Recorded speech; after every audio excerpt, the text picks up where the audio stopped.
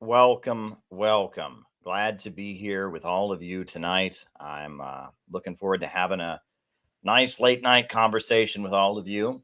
Should be good. So hit the like button, hit the subscribe button, hit the notifications bell. Let's do this. Of the American century, I say that the century on which we are entering can be and must be the century of the common man.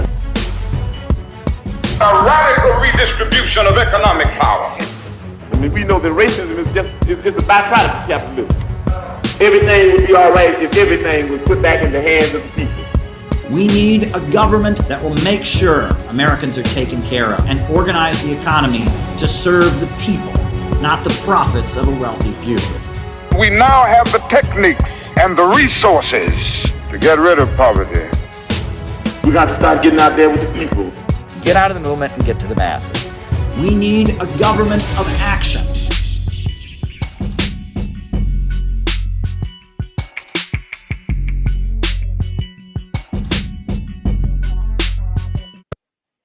Welcome, everybody. So glad to be here with all of you tonight. I am still getting over, I don't know what it is. I've had some illness, some exhaustion. I've been very tired, been working pretty hard lately at the UN and everything. Was at the UN today doing some filming and doing some reporting then on the Security Council meeting. And I'm still pretty tired and getting over my illness here. I've been, short of breath lately and such, but that's okay. You all are important to me. And I am committed to engaging with all of you, doing these late night streams. I'm hoping that I wake up tomorrow morning and I'm back at my full speed. That would be nice because I've just been feeling particularly exhausted lately. But I figured, hey, I had some time here tonight. Why not spend it with my favorite people in the world, with my community? You guys are an awesome part of my life. You are the best part of my life. When I get on here and engage with all of you, we talk about ideas, we talk about history, we talk about world events. And our community has pulled off some great achievements. So I am going to spend my evening here with you all. I apologize for not being at my full strength tonight. I'm not where I'd like to be in terms of my strength, but hopefully that changes soon. Hopefully I get to be well rested and back at full speed. I am just, it's, it's that time of the winter, as they say. So hit the like button, hit the subscribe button, hit the notifications bell. Now, the way we do things on this stream, on this channel, for those of you who may not be familiar, is that we do the roll call. The way we do things is I give my opening remarks, or whatever is on my mind, whatever the theme of the stream is, whatever we're going to talk about. And then after that, we do a roll call where I find out who is watching. We basically find out who it is who's watching this channel. We call everyone out as we see them, names and locations. It's really spectacular. We do that. And then after that, after the roll call, after the opening remarks, then I answer people's questions for the rest of the night. So if there's something you would like me to talk about in the second half of our show, by all means, send me a super chat here on YouTube. That will give me something to respond to. Send me a Rumble rant if you're on Rumble. Send me a Rockfin tip if you're on the Rockfin. Get me talking in the second half of our program. The second half of the show is all you guys. It's me replying to you guys and engaging with what you all say. So I encourage you to do your best to make the second half of the show awesome. Last time we did this, you guys stepped up to the plate and we had a pretty good second half of the show. Do it once again. That's what my request is. As I told you all, still getting over some illness here, but I'll be back at full strength soon, and I'm glad to be here with all of you tonight. And I feel like I have an important message to give you all tonight. You'll notice I had a very odd name for this stream. I usually have been giving a news hook, right, related to Yemen, related to Russia, related to Trump, or something like that. Tonight, I just gave the stream the name, How Should We Think? And we'll see. Maybe this will interest people, maybe not. We shall see. I am here to just engage with all of you. And I know there's a crew of people here that are interested in whatever it is that I have to say. You're interested in hearing how I engage with different topics. And maybe I will stimulate some thought here tonight. And maybe not. Maybe not. But before we get to that, we do have a couple announcements. First, big announcement. I want to remind everyone, coming up February 17th in Washington, D.C. is going to be a very, very important demonstration, Defeat the Deep State. We at the Center for Political Innovation, we are listed on the website as part of the coalition, defeatthedeepstate.org. We are listed as one of, I think, only 5 organizations, and maybe more now, but it's one of the organizations listed on the site is us. Yeah, only 5 groups backing the rally. We are one of them. We are very proud of what we do. So that's coming up. We've got a great plan for outreach at the rally. That's going to be very, very awesome. So mark your calendar, February 17th, Washington, D.C., Lincoln Memorial, Defeat the Deep State. That's going to be very, very important. The other thing is that I am now just waiting for the Houthi book to be approved by Amazon. It is just waiting to go up. It's all been uploaded, every file, everything. It's all uploaded. It's all ready. So we are just waiting for Amazon to pull the trigger on this book. It is the latest Center for Political Innovation book. And it was uploaded around midnight last night, and we're still waiting. It says pending, pending review. So we are just waiting for Amazon to approve the book. So once it goes up, we're going to need everyone's help in the world to spread the truth about Yemen, to spread the message. This book, we wrote it at warp speed. It was a collective effort. I mean, I wrote the book, but, I acknowledge quite a few people in the acknowledgments. Shout out to Marissa, shout out to Elizabeth, who worked so hard on the graphics. Shout out to everyone who consulted from the CPI Writers Group, and Peter Coffin and David Rovix. And, a lot went into this book because it needs to be written. We need to do everything we can to stand with Yemen right now in the face of imperialist attacks. So this book will be available soon. I mean, I'm hoping, again, that I wake up tomorrow morning and it's available on Amazon. It's all uploaded. It should be good. So, so there's that. So I want to remind everyone that book is coming up, and I'll have the link for that book pretty soon. And we need to do our best to get the truth about the Houthis out there. So those are the 2 things we've got coming up. As I said before, the way these live streams work is I give my opening remarks, and then I do the roll call. And then I answer your questions for the second half of our show. So if there's something you would like me to talk about in the second half of the program, by all means, send me a super chat. Send me a super chat or a Rumble rant or a Rockfin tip. Give me something to talk about in the second half of our show. That is my request to you. Give me something to talk about. And so I guess I'll just jump into my opening remarks for tonight. I decided to talk tonight. I decided to call tonight's stream, How Should We Think? How Should We Think? That's kind of a weird name for a YouTube live stream, right? I was walking outside just now, and I thought to myself, I went to the store to get something before the live stream, and I was thinking it's funny, one might look at the title of tonight's stream and see that it says, How Should We Think? And they say, oh, usually he tells us what we should think, but tonight he's going to tell us how we should think. Is that what I do? Do I tell you what to think? I don't know. I get on here and I give my assessment of world events. I talk about what's happening in the world, what's happening in the economy. I bring forward my understanding of world history, of socialism and Marxism and anti-imperialism and the city building tendency.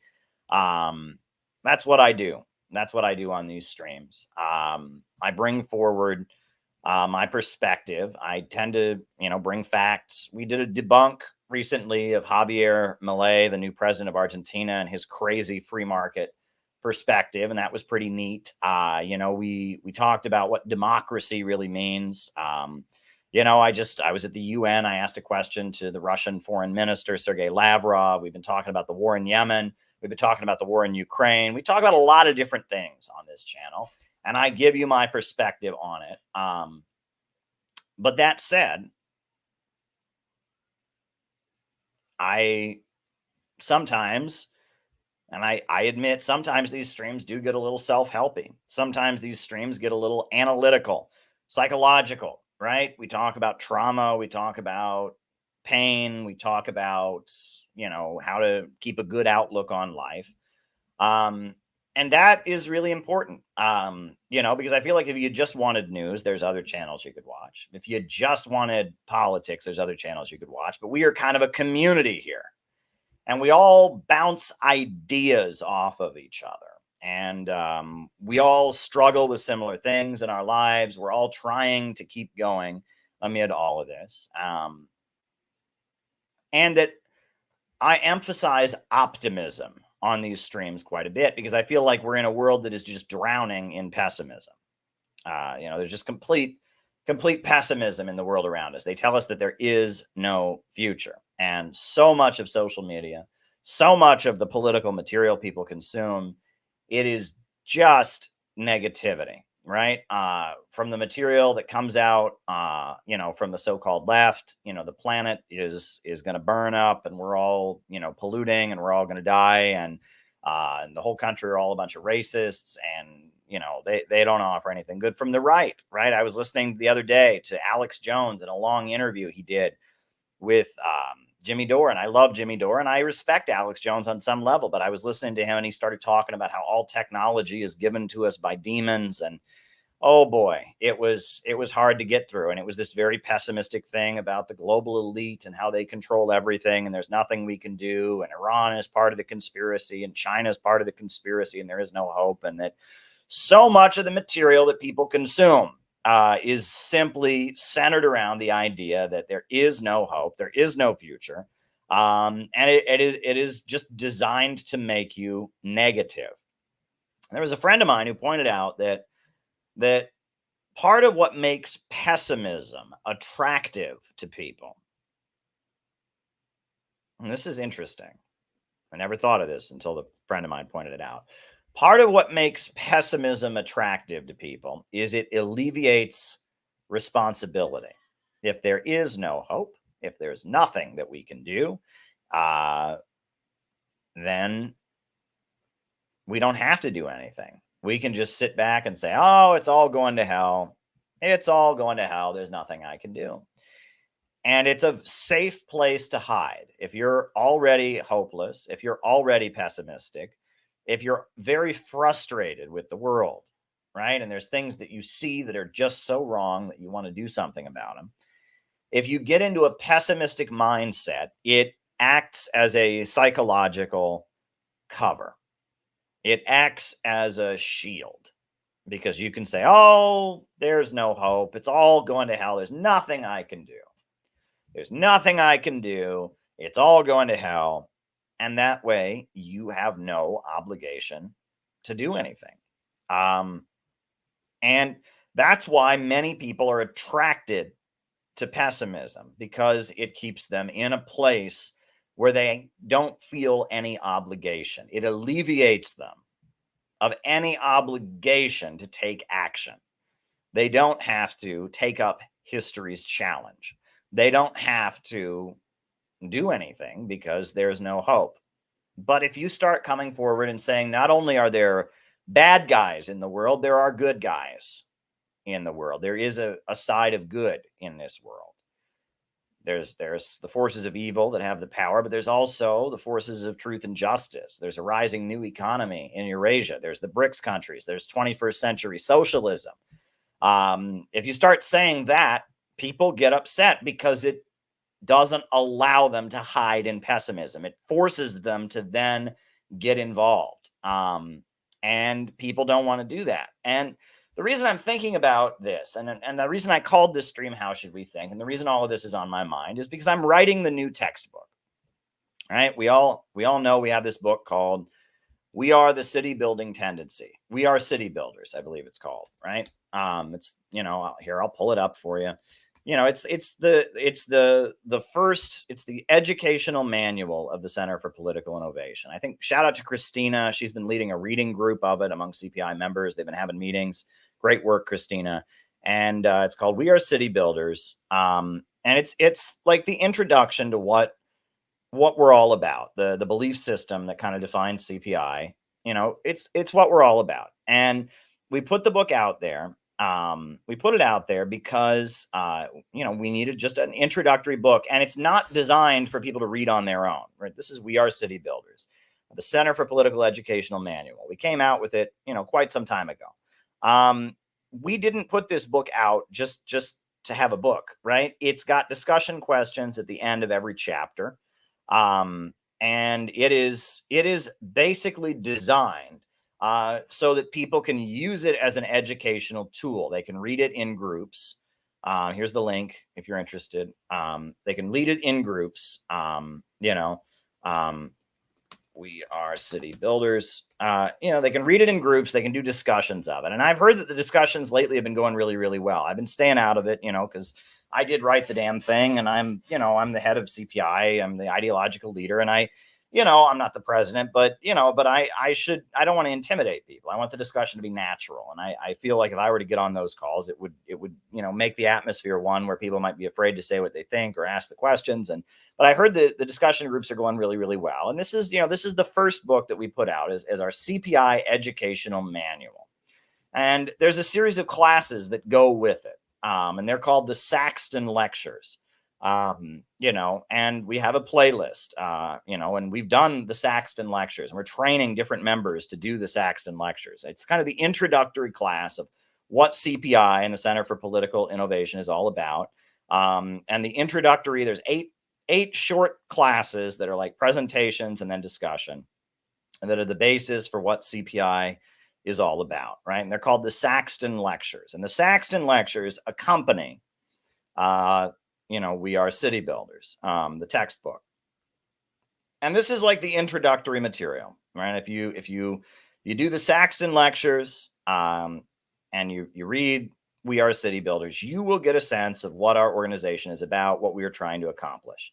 And that's just kind of our basic. And I got to tell you, I wrote the Saxton Lectures, and I put together and edited and compiled, We Are City Builders, the book, because I wanted it to be replicable, right? I wanted other people to be able to do it, right? I wanted it to be something that somebody else, they're great, well, thank you, but they're designed to be classes that other people could give, right? And other people, we've been doing that around the country. Other people have been taking a stab at it, doing different classes. The idea is that that other people can take this material and do their own educational work. They can do reading groups with the textbook. They can do classes on the Saxton Lectures. And people around the country are doing a great job with this, right? So that's volume one. But there's another layer of knowledge. There's another layer of knowledge. Right. So that's the first layer. That's about what is capitalism, what is imperialism, what happened in the 20th century, what the CIA synthetic fake left is all about, why is Trotskyism wrong? Those are the Saxton Lectures, just kind of the basics of what CPI and our unique brand of 21st century anti-imperialism, constructive, optimistic, patriotic socialism, what we're putting out there. Right. That's the introduction. But we're getting ready for another volume, and I've been writing it. And the name comes from Saxton, Pennsylvania. That's where the lectures were first given. We had a retreat in Saxton, Pennsylvania, at a beautiful retreat center. That's the first volume, the Saxton Lectures, and We Are City Builders. But we're getting ready for volume two. And volume two is more about organizing and the history of organizing in the United States. It's about the history of anti-imperialism, and it's understanding what people who have tried to do what we are doing now in the past have accomplished. It's about it. Volume two is about the history of anti-imperialist organizing in America. And I'm working on it, and I've gotten the bulk of volume two written already. I mean, there's a lot of work that still needs to be done. It's nowhere near completed. There's going to be a lot of rewrites and a lot of updates, and and I'm working on volume 2, and I'm working on it. I don't know how much I want to say about it, but I've been going over in volume 2, we talk about the history of the Communist Party USA in depth. We talk about the history of the Maoist communist movement and the new communist movement of the 1970s. You got it. Great work. We talk about Sam Marcy and the Workers' World Party and the Marcyite tendency.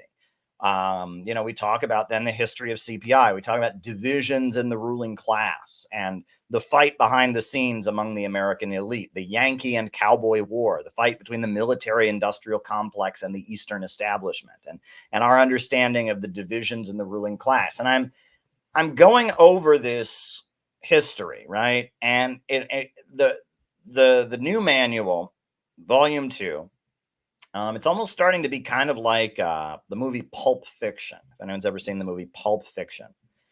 In Pulp Fiction, right, it's the same story. It's the same day told from like 5 different people's perspectives, but the stories keep interacting, right? And it seems like a completely different story, but then it interacts with the other story.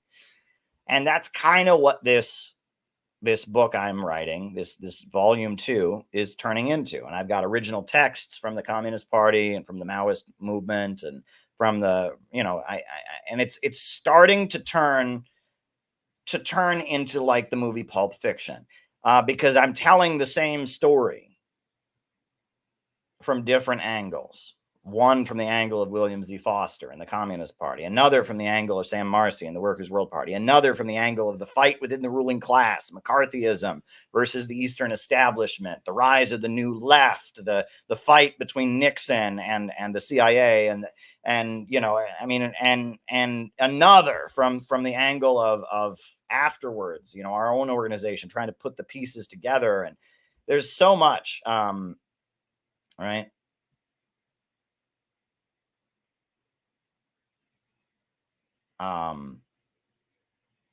Anyway, so we have this situation, and I'm writing this, and as I'm writing it, I'm realizing that there are certain themes that come up that are not political, right? The politics I've got, right? I mean, I've got stacks of books on the politics, understanding the positions people took and the tactics they engaged in. But as I engage with these 5 different stories that all interact with each other, and as I engage with them, and I go over so many different people's experiences, I keep coming back to certain psychological truths. And it's interesting because I have spent a great deal of time studying Sigmund Freud and studying psychoanalysis. And in fact, one of the best books I ever read on psychoanalysis is it's a Marxist book on psychoanalysis. I will link it. It's all online. It was published by the Communist Party of Britain in the 1930s, and it was a member of the Communist Party. He was also a Freudian, and he gave kind of an analysis, an explanation of how communism and Sigmund Freud could overlap, and it's actually pretty good. It's published in 1937 by R. Osborne. It's called Freud and Marx, and here's the whole manuscript if you ever want to read it. And it's a very good book. Maybe at some point we could republish it because it's not copyrighted. Freud and Marx. And what is good about it is because it's from the communist tradition, whoever R. Osborne is makes a really big point of explaining Sigmund Freud's ideas in very plain and simple language, and explaining Marxist ideas in very plain and simple language, and talking about how they could possibly overlap with each other. And it's a very short book. It's not very long. And it's a very good explanation of the Freudian psychoanalytic worldview and the Marxist worldview, and how there could possibly be an overlap. And it's a particularly good book, and I've referenced it many times. I quote it in a couple of my different books because it's very educational. And I've spent some time studying Sigmund Freud, and I do think that Sigmund Freud was not a good person. I think Sigmund Freud was a bit of a sociopath. I'll be honest with you. I think that he didn't have emotions and empathy in the same way other people did. I think he was very much a predator in a lot of ways, that he saw people's psychological vulnerabilities as an opportunity that he could exploit financially. He kind of took advantage of people for money.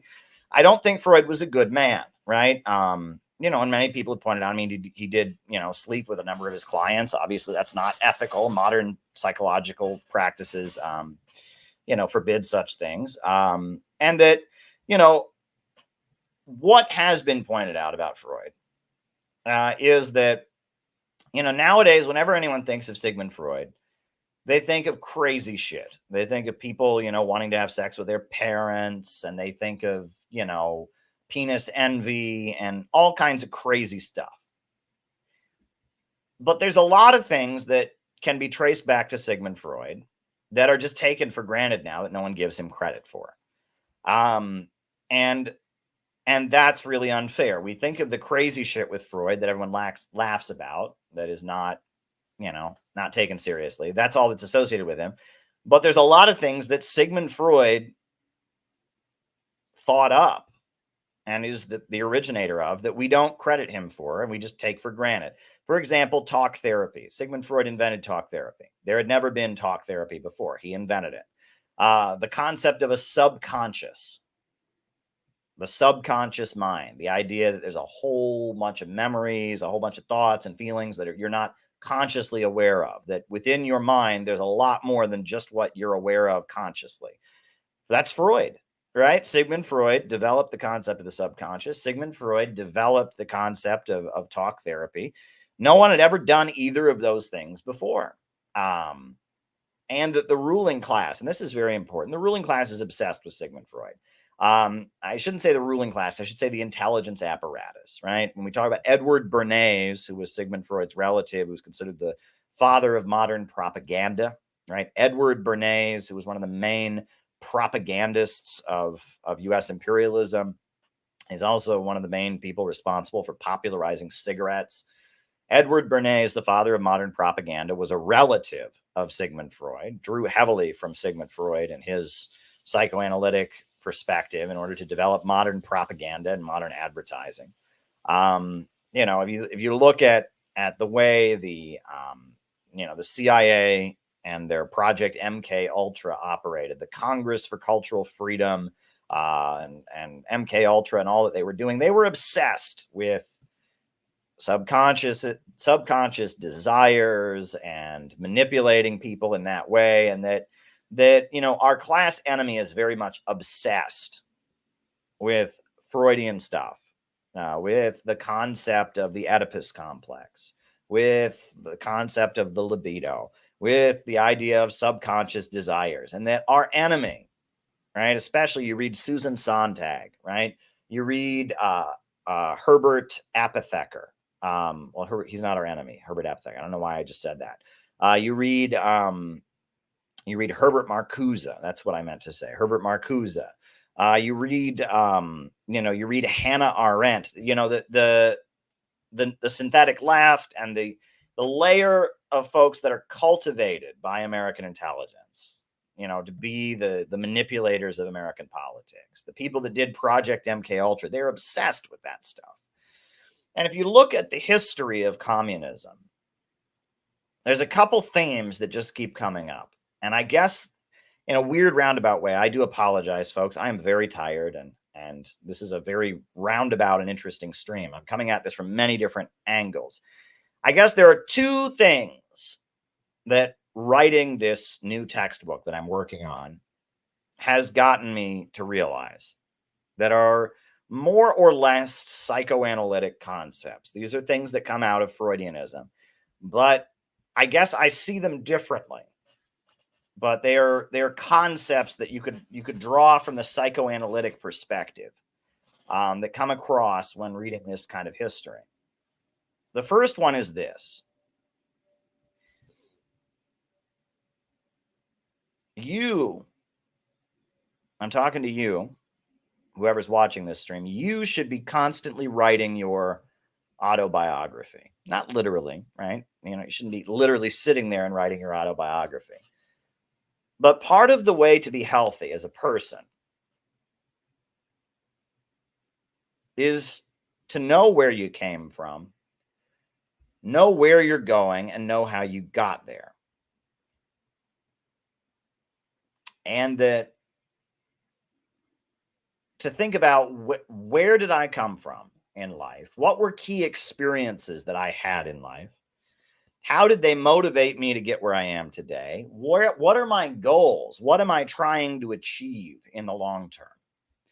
To have a big picture view of your life is a very important thing to do.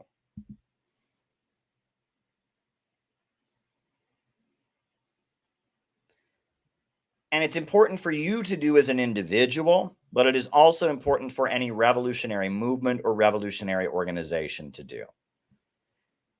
And it should be constant. In CPI, one of our strengths is that we are constantly telling the story of CPI. Constantly. We are constantly talking about where CPI came from. We're constantly talking about how we arose. We're constantly talking about what we did. This year we did this, then we did that. We're constantly discussing our own history. And that is a strength. And you as a person, maybe you don't have to do it, maybe it'll get on other people's nerves if you do it, but you should be constantly writing your own autobiography.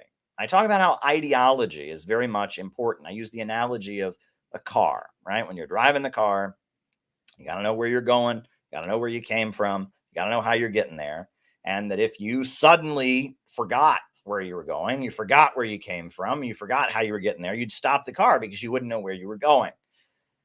Well, that's the role that ideology gives us. That's why human civilizations have always invented ideologies for themselves, whether it's Christianity, whether it's, Marxism and socialism, whether it's American patriotism. The British Empire had their kind of ideology. That ideology is something that human beings need. Human beings define themselves in groups in relation to other people, and those groups are held together by an ideology. And I think the word in Chinese for comrade, we talk about a member of the party, we call each other comrade, right? The word in Chinese for comrade means people of common purpose. People of common purpose. And we all, to some degree or other, strive to be people of a common purpose, whether it's with our family, with our coworkers, with a group that we're part of, with the job that we're doing. We strive to be in a group with other people and to be people of common purpose in that group. And that having an understanding for yourself, where I came from, where I'm going, what I'm trying to achieve, having an understanding for your group that you're part of, where our group came from, where we're going, what we're trying to achieve, that is a constantly important thing to do. And it enables you to not be on autopilot. Because unfortunately, there are a lot of people that are just on autopilot. They don't really think that much about where they came from. They don't really think that much about where they're going. They just kind of drift through life. They might go here, they might go there. And that is a recipe for not accomplishing much. Right? If you're not thinking about where you're going, if you're not analyzing the mistakes you've made, if you're not recalculating and figuring things out, you're not going to get very far. And that also, one problem that a lot of people have is they live in only the current moment. And that in order to be successful, you need to be able to live in the past and the present and the future at the same time. And that's a very hard thing to do. But if you're just in the moment, people who commit suicide, for example, trigger warning. People who commit suicide are very, very, very unhappy, obviously, or they wouldn't commit suicide. But part of their unhappiness is they have gotten themselves to a place where they feel that unhappiness is eternal. Right? And this is a very interesting thing. It's not just that they're unhappy, right? We all are unhappy, right? We have a relative die. We we lose a good job, we miss an opportunity, someone we care about betrays us. We all suffer. But the person who ends up killing themselves, they don't just suffer, but they get into a mindset where they feel that the pain that they are in that moment is eternal. They don't remember how they felt better. They don't envision themselves feeling better in the future. Their ability to live in the past and the future is kind of gone, and they're only living in the pain of the moment.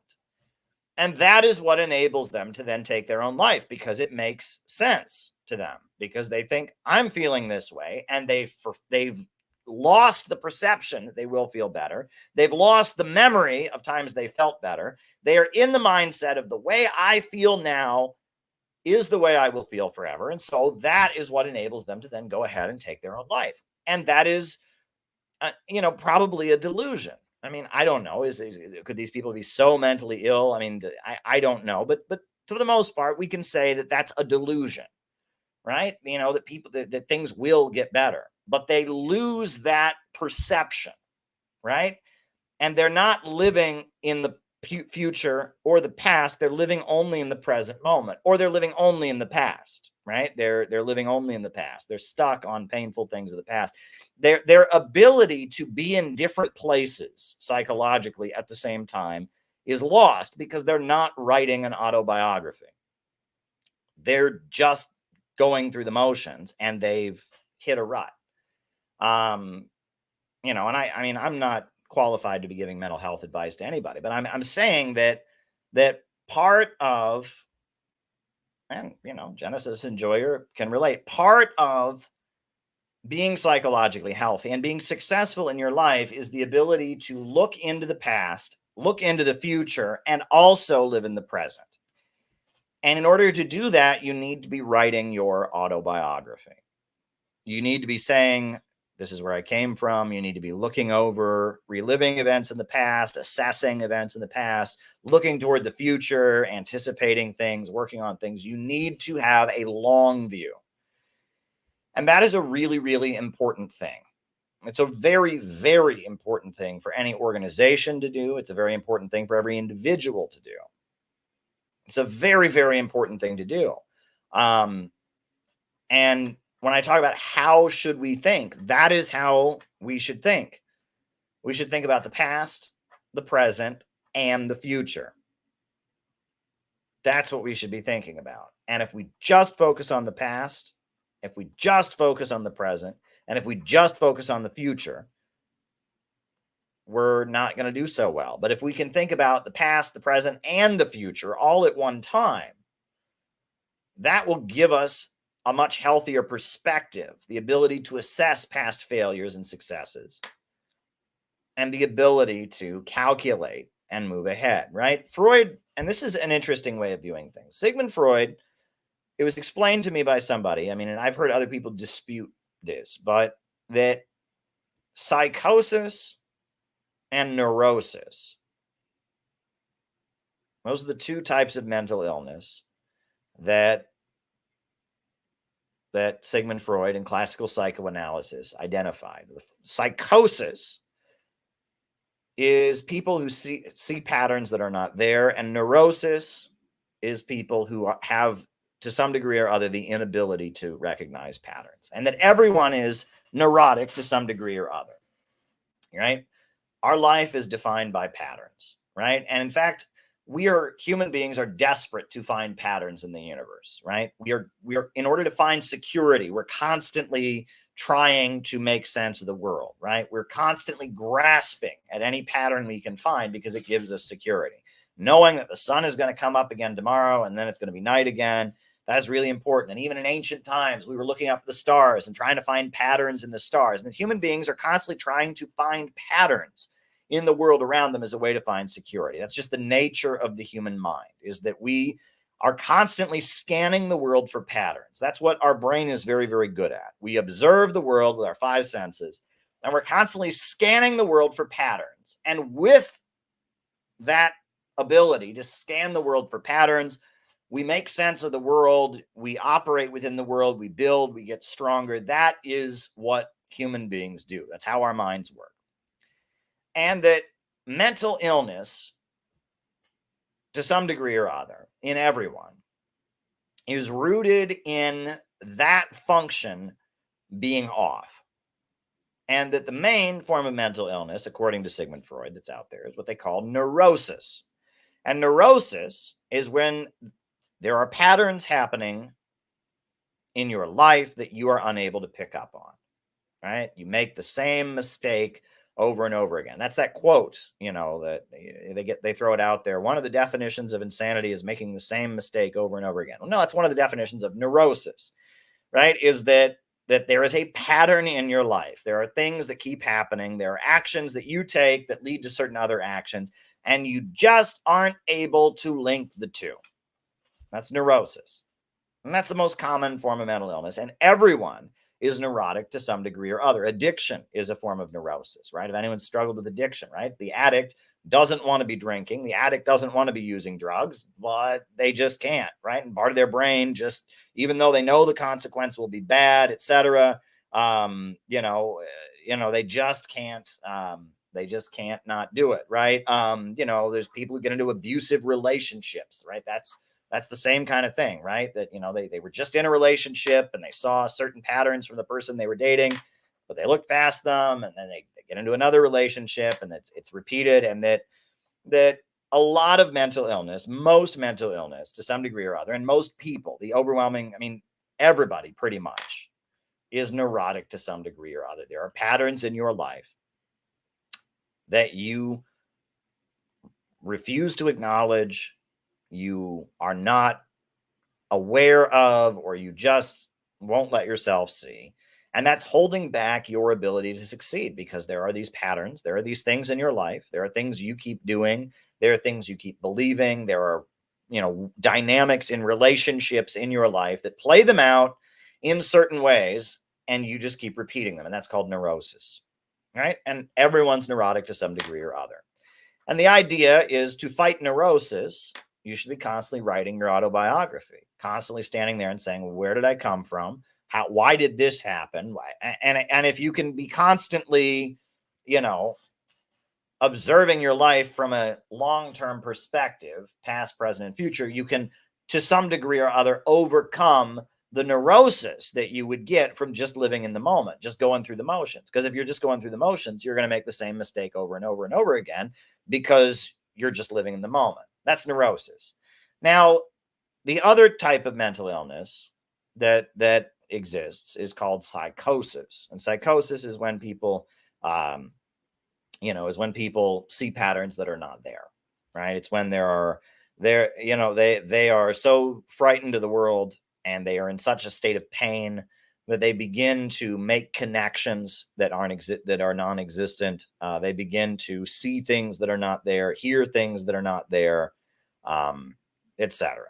Right? And that's the primary. That's when people are schizophrenic, when they're hearing voices, when people are out of touch with reality. Psychosis, right, it's the opposite of neurosis. With neurosis, it's the inability to recognize patterns. Psychosis is seeing patterns that do not exist and making connections that do not exist. It's when you're out of touch with reality. And that it is our mind and our ability to observe patterns that kind of defines mental illness and mental health, right? Is your ability to overlook patterns. And that's why writing your autobiography constantly. That's why, and that's what Sigmund Freud would do with his clients, right? They'd sit there and they would say, where did you come from? Where did you go? And they would write the person's autobiography together, right? And as they're doing that, they're helping the person to overcome their neurosis. That's the idea, right? And so in order to recognize the patterns, in order to do that, you have to be constantly writing your autobiography.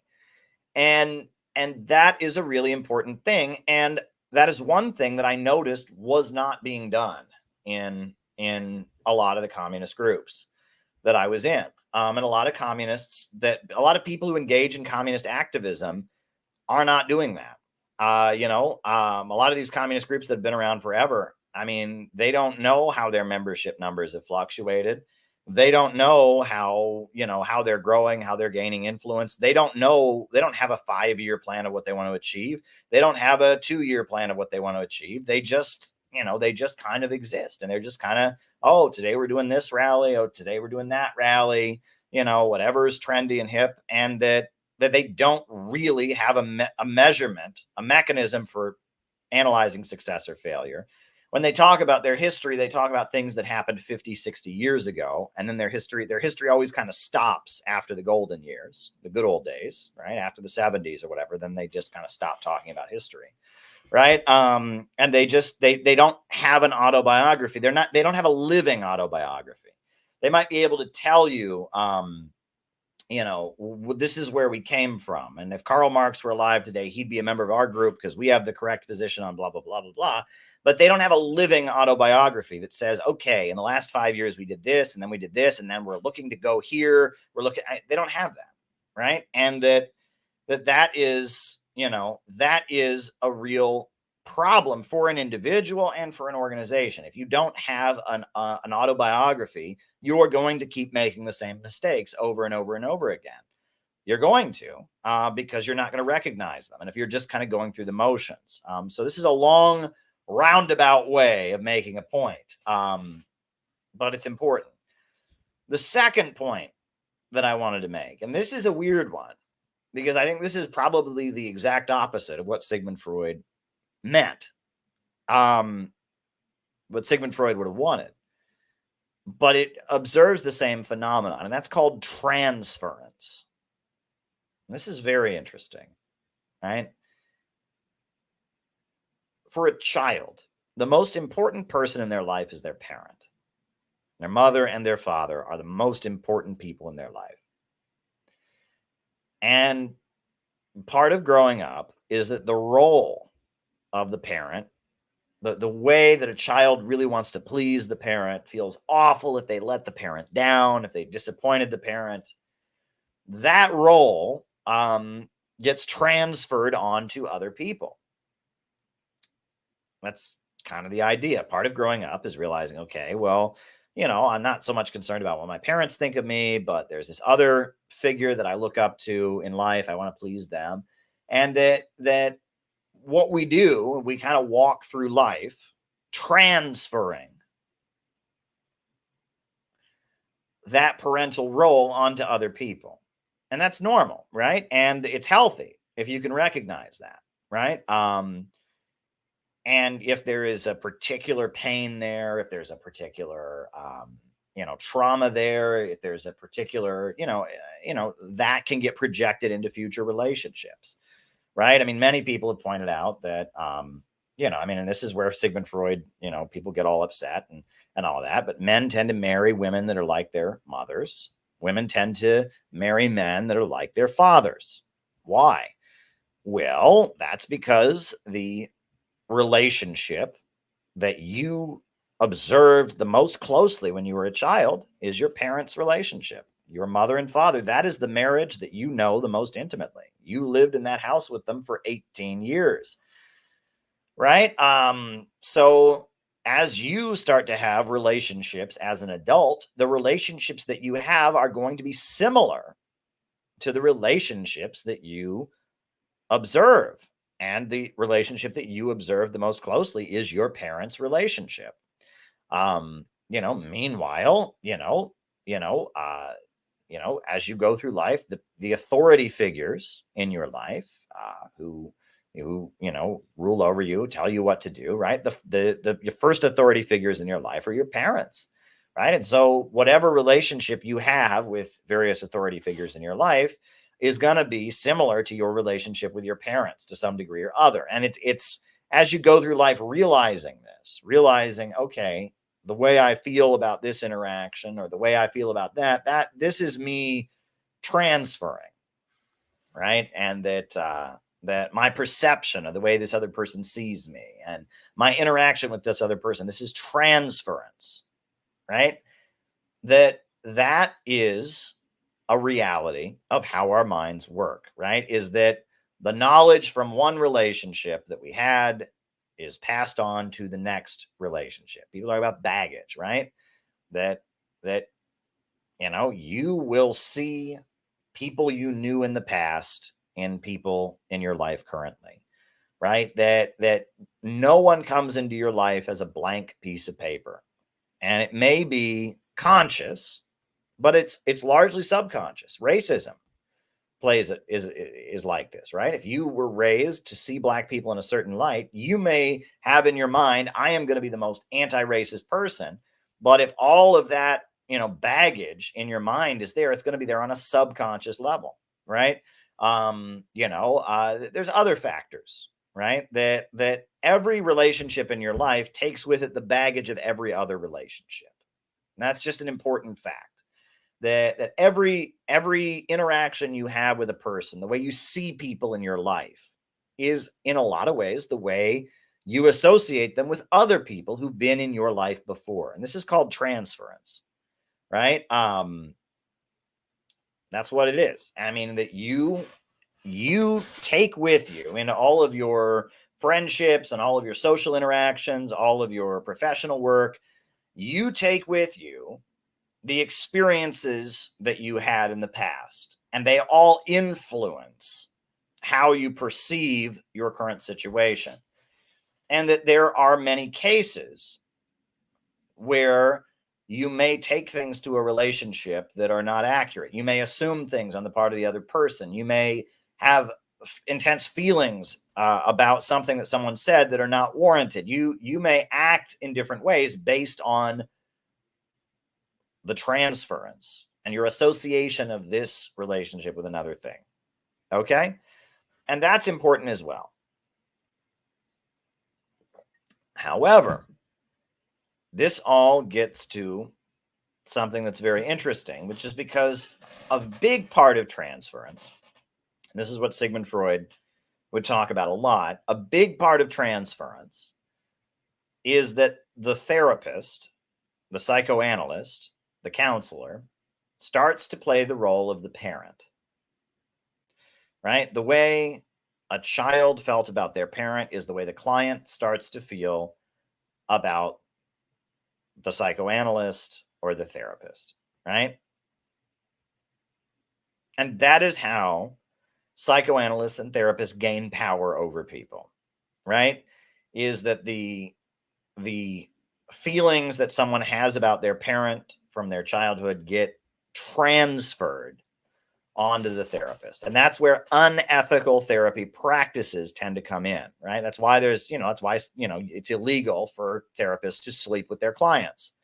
That's why there's other unethical things. If you look at the history of unethical therapy, if you look at the law, the guidelines they have in different states about how to practice therapy and stuff, it's based on this understanding that after a while, a therapist will develop a certain dynamic with their patient that often mimics the relationship that they had with a parent. And that gives them a certain psychological power over the client. And that's dangerous.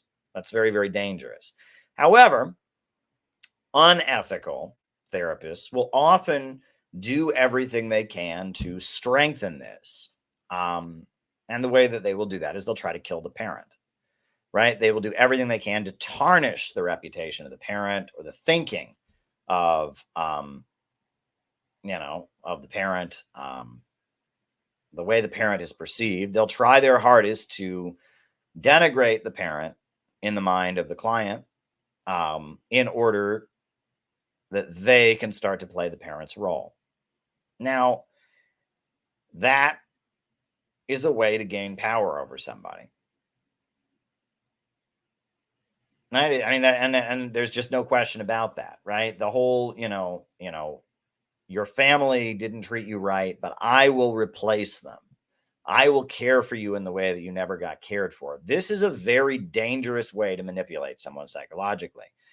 And it goes on, right? And there are many different, ethical conversations about things that therapists do, things that Freudian psychoanalysts will and will not do in their practices, because it leads them into a situation where they gain this kind of power over people. And however,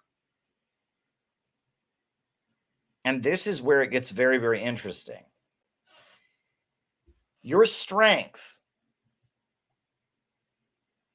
this is where it's very odd. Your strength largely comes from your parental figure, not from your parents, not from your actual parents, right?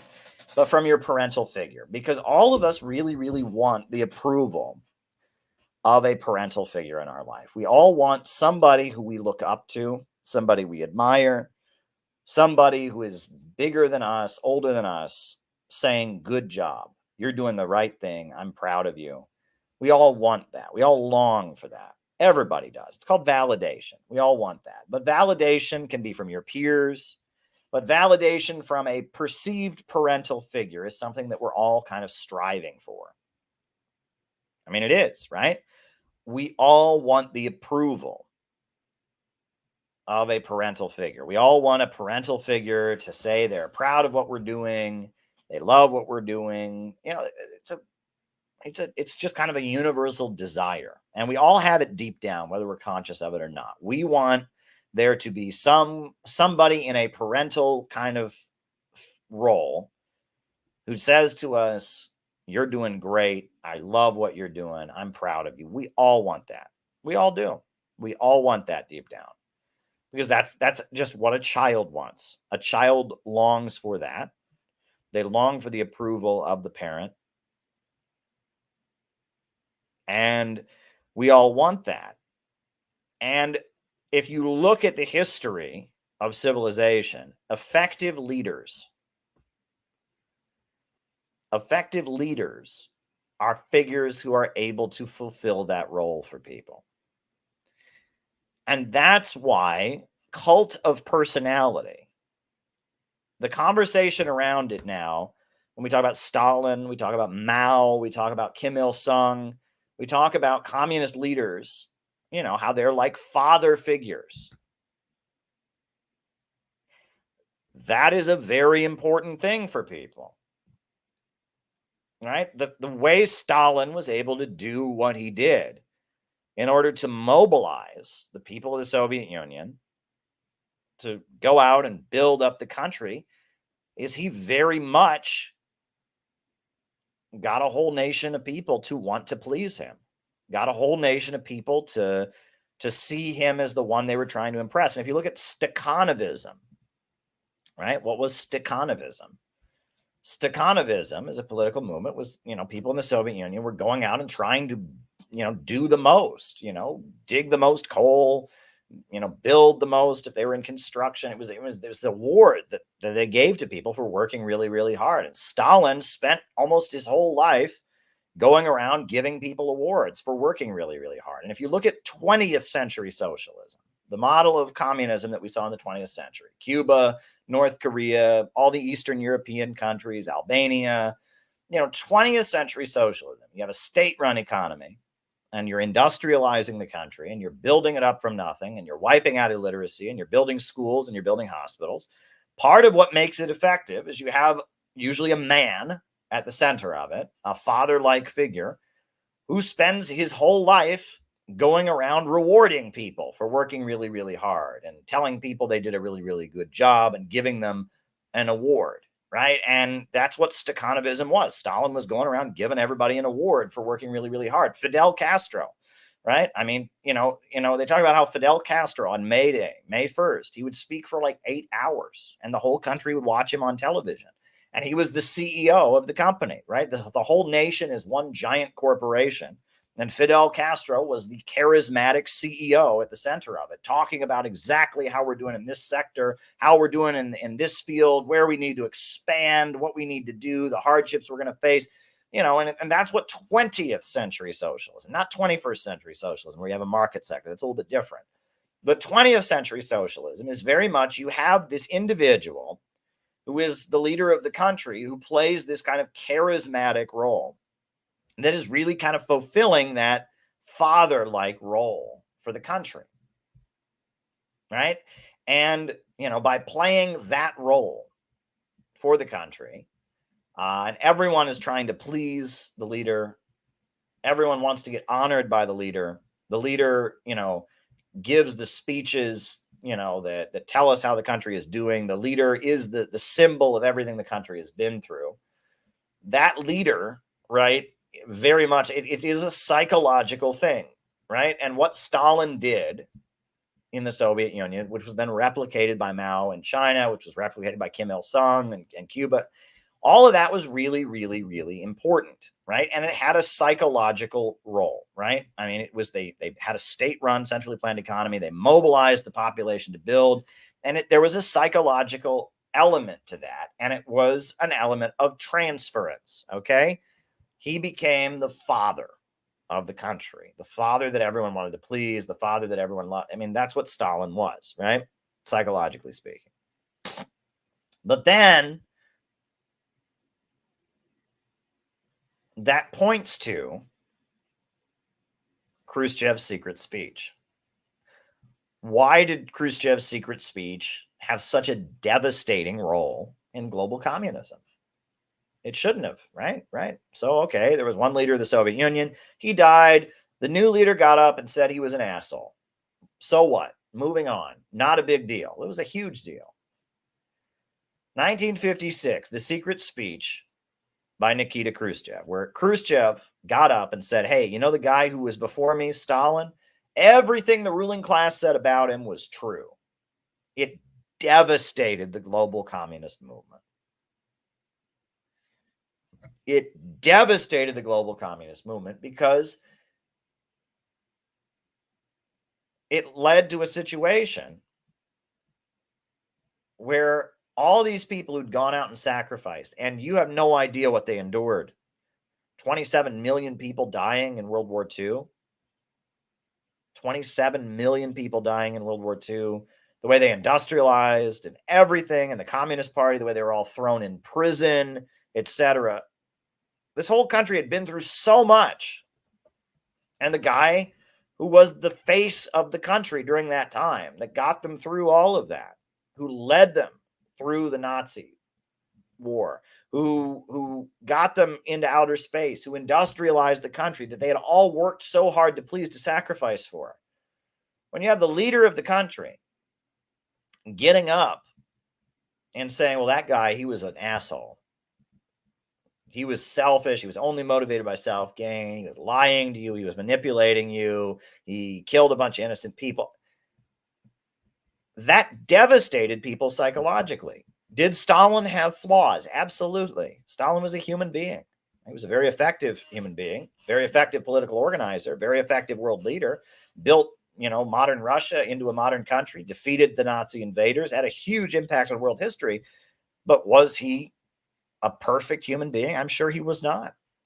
I'm sure he was not. I'm sure that Stalin had many negative attributes. And I think even the most ardent defender of Stalin will tell you that. But to the country, he played a different role. The story that I've heard about Stalin repeated is that one day Stalin was walking with his daughter, and his daughter saw a propaganda poster on the wall. And she looked at it and she said, Daddy, are you Stalin? And then he said, no, I'm your dad. I'm your father. That Stalin's that guy on the poster. Don't worry about that. And that was true because the role that Stalin was playing in holding the country together, in mobilizing the 5-year plans and construction and defeating the Nazi, it was a different role than just one man. Stalin was playing a role. And that the role that one plays versus who they really are doesn't always line up. Right? And that Khrushchev's secret speech was one of the most sinister psychological operations ever conducted.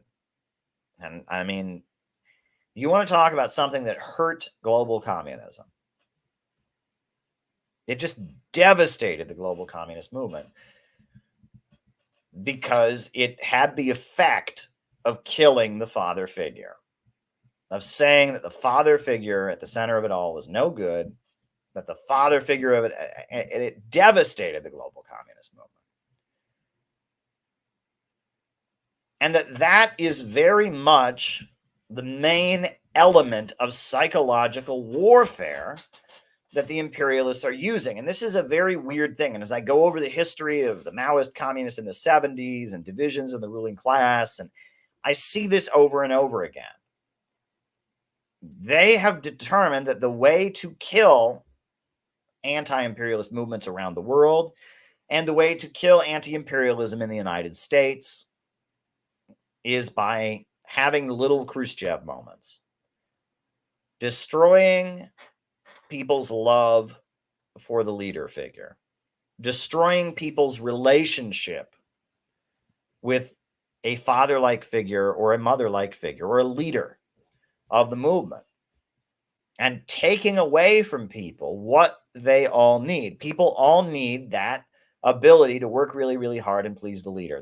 People want to work really, really hard and please the parent. People want to be given affection and love and care and acknowledgement and validation from a parent-like figure. And leaders play that role, right? Presidents play that role, right? Teachers play that role, right? That in any institution, the leader, if they're going to be effective, they start to play that role, right? If a class full of kids are really wanting their teacher to be proud of them, they're going to get good grades, right? If a workplace is really, really wanting their manager, their boss to be proud of them, they're going to perform very, very well and do very, very well for the company. And that this is a dynamic that develops in human organizations, is that transference. And so what the imperialists have done is they have gone throughout anti-imperialist movements, and they've done everything they can to try and denigrate any figure that starts to play that role, because they realize that that will be the basis of any strong organization emerging. That's one thing. But they've also realized that the way to weaken people psychologically, and this is where it gets very sinister, so much more beyond. It's more than just, denigrating Stalin. It's more than just, smearing the father figure. It's so much more than that. Is that you are only as strong as the father figure in your life. Okay? Right?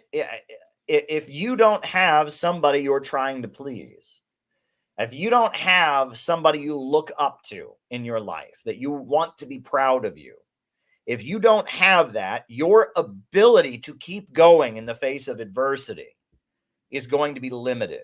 What enables you to keep going in the face of adversity is your desire to get validation, your desire to have that fatherly figure or motherly figure in your life say, "We're proud of you, son. We're proud of you, daughter." That is what enables you to make sacrifices. That is what enables you to get over the great hump, is your ability to envision that father-like figure, to envision that person in your life who's proud of you and says they're impressed with all the hardship that you've overcome.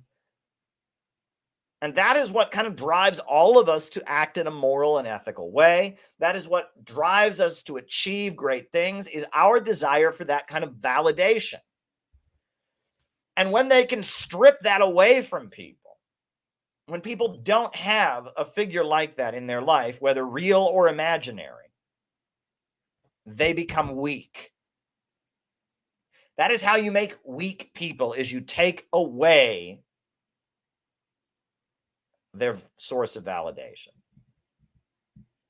That is the source of weakness. If you want to talk about weak people who will not go out and fight, who will not go out and struggle, who will not get arrested, who will not get beaten up, who will not get shot down in a war, who will not make sacrifices, they're weak because they don't have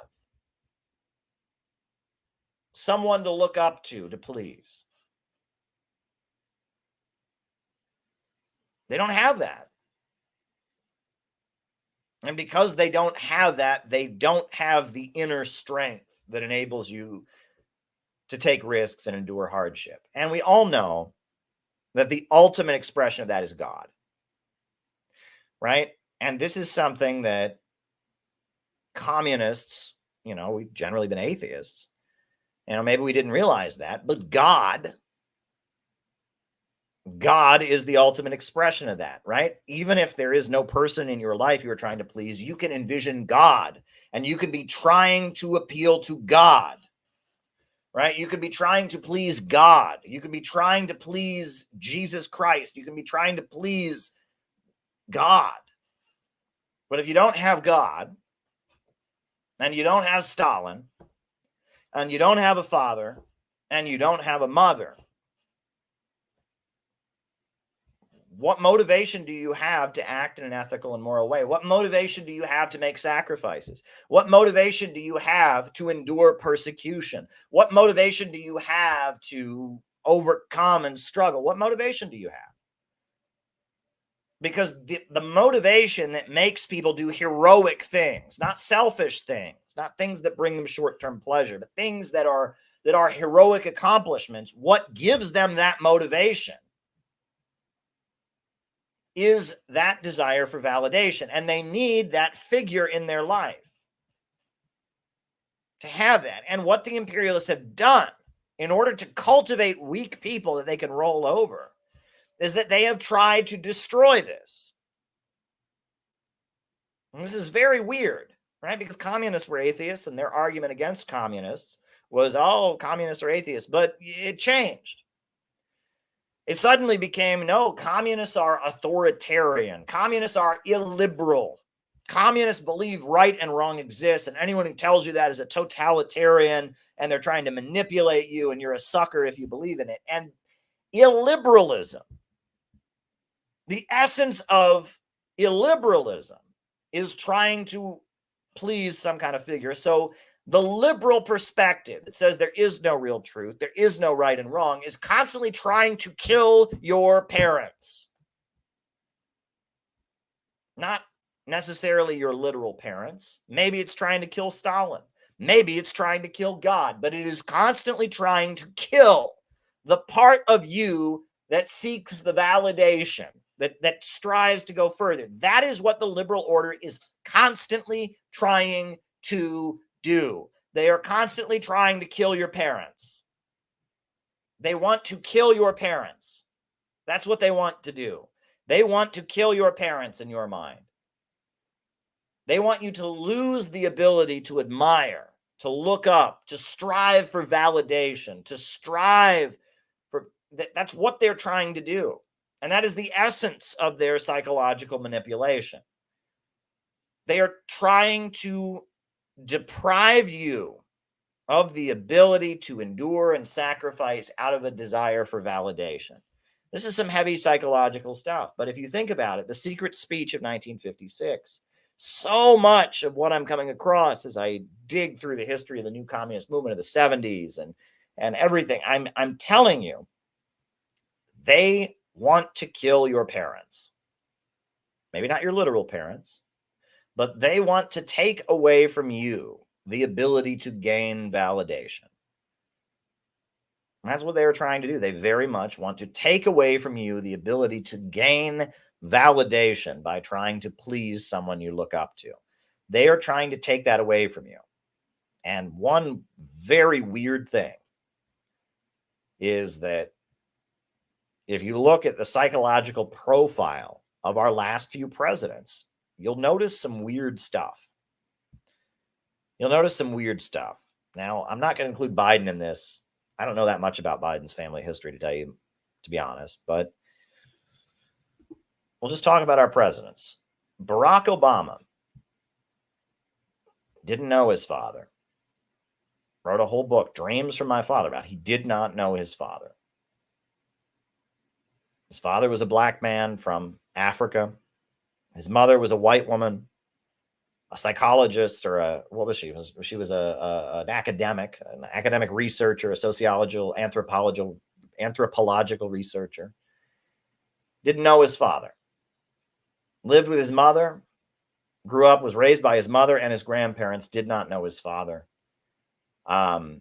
His mother married Lolo Soetoro, who was a leader of the Indonesian military. She lived in Indonesia, and she married this Indonesian military guy who was a mass murderer, who was killing communists in mass in Indonesia, right? Lolo was very abusive to Barack Obama and probably to Barack Obama's mother. They divorced because of that. And that's Barack Obama. And if you think Barack Obama doesn't have issues about the fact that he never knew his father, and then his mother married an Indonesian guy who beat the hell out of him and beat the hell out of her, and he stayed with the mother. But do you think that doesn't have an effect on somebody? It's very similar, though, to Bill Clinton's life story. Bill Clinton, just like Barack Obama, did not know his father. Didn't know his father, but the mother married an abusive guy who beat the hell out of the mother and beat up little Bill Clinton. And eventually the mother divorced the abusive guy. It's a very similar biography. Very interesting. Donald Trump. Right. So Donald Trump, what about Donald Trump? Well, Donald Trump had a very high achieving father, a very wealthy father, who was a very high achieving real estate guy here in New York City. And, old man Trump had many sons, right? Donald wasn't the only one, but Donald was the worst son. He was the screw up son, the fail son. Donald was sent to military boarding school because the father hated him so much. Right. And Donald, was the party boy who was constantly, trying to prove himself to his father. His father didn't approve of him, looked down on him. Right. Thought he was a screw up. And so Donald Trump, throughout his entire adulthood, what is Donald Trump known for? He has something to prove. He's constantly going out of his way to display how rich he is, to display how important he is. And he's constantly doing that, because he has this trauma, this wound of a father figure who rejected him, right? Sent him to military boarding school, said, I don't like you. I think you're a screw up, right? Donald Trump had the shame of being the son rejected by the father and constantly was trying to prove himself. George W. Bush, same story. George Herbert Walker Bush was the president of the United States, director of the CIA. And George W. Bush, no one ever thought that he would be president. People thought Jeb Bush would be president. No one ever thought that George W. Bush would be president, because he was a lot like Donald Trump. He was the screw up son. He was a cocaine addict. He got arrested for drunkenness at football games. He was an alcoholic. He started a baseball team and it flopped. He started a whole bunch of businesses and they flopped. George W. Bush was the complete fail son, the complete screw up son of George Herbert Walker Bush. And of course, as the screw up son, he had the damage. He had something to prove. And you saw that in the Bush presidency. He had something to prove. He invaded Iraq and he tortured people and he invaded Afghanistan. And he was, George W. Bush had something to prove. His whole presidency, he was constantly trying to prove something, right? Saddam Hussein had allegedly tried to kill his father, so he killed Saddam Hussein, right? Dad, the guy who tried to kill you, I got him. I invaded the country. Sure, I lied about weapons of mass destruction and all that, but it's, So Donald Trump and George W. Bush have a similar damage story in this department. Donald Trump and George Herbert Walker Bush are both the screw-up son of a high-achieving father with something desperate to prove because they are perceived as the screw-up son. Barack Obama and Bill Clinton both never knew their fathers, were raised by their mothers, and saw their mothers being abused. By stepfathers. And it went through the experience of an abusive stepfather abusing them and abusing the mother. Right? And if you think that's not a factor, right? If that's not a factor in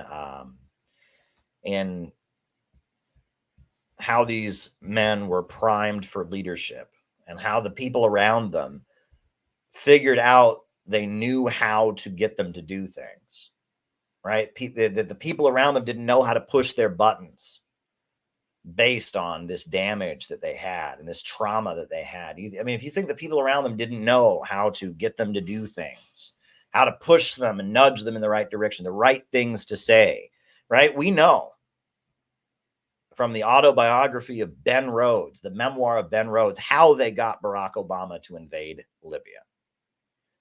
And they worked on him for 3 days. And they knew all the right things to say to him. Barack Obama, there's going to be a genocide in Libya. You're going to be remembered as the guy who didn't stop it. They told him, oh, Gaddafi is going to go house to house when he gets to Benghazi.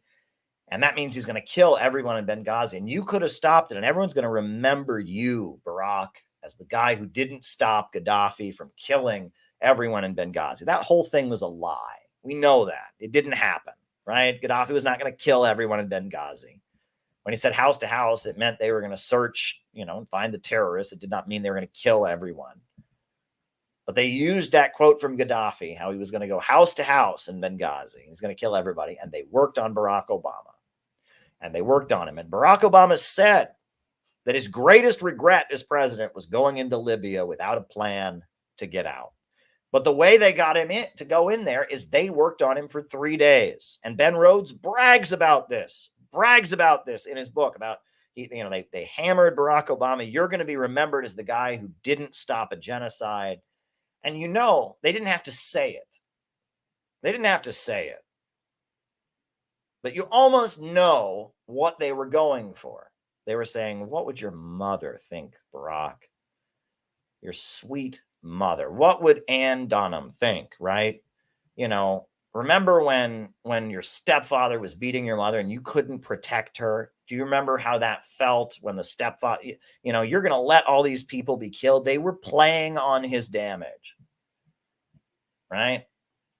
Do you remember how powerless you felt when the stepfather, when Lolo Soetoro was beating your mother and you couldn't do anything about it? Remember how your mother always wanted you to be a big leader and was always pushing you to go do things. And how would she feel that she raised the president, the man who could have stopped a genocide and didn't do it?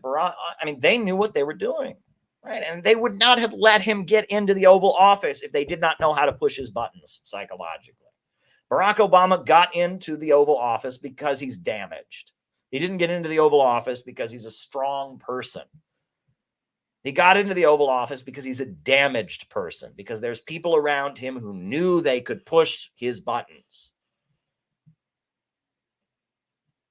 And that is the scariest thing about our politics nowadays, right? I told you that if they want to weaken you, they kill your father. They kill your mother. They take away your ability to get validation. And they find people for whom there is a huge amount of damage in that department. People that are damaged. And that's why my whole book on Kamala Harris, we didn't even talk about Kamala Harris tonight. We can, go read my book on Kamala Harris and Donald Harris, her father, and all that's going on there. I'm telling you that this is a psychological reality, right? Is that having that person in your life that you want to please,